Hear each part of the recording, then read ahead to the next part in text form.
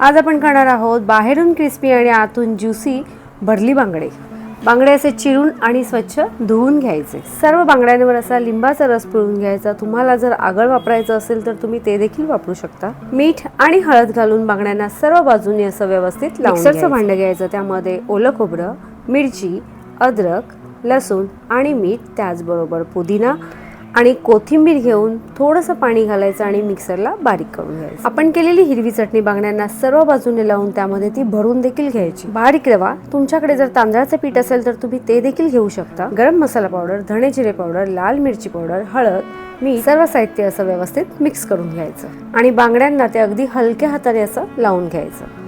तेल गरम झाल्यावर आपले बांगडे असे फ्राय करायला घ्यायचे। लो टू मीडियम फ्लेमवरच आपले सर्व बांगडे असे फ्राय करून घ्यायचे। याच रेसिपीचा पूर्ण व्हिडिओ देखील आपण अपलोड केलेला आहे।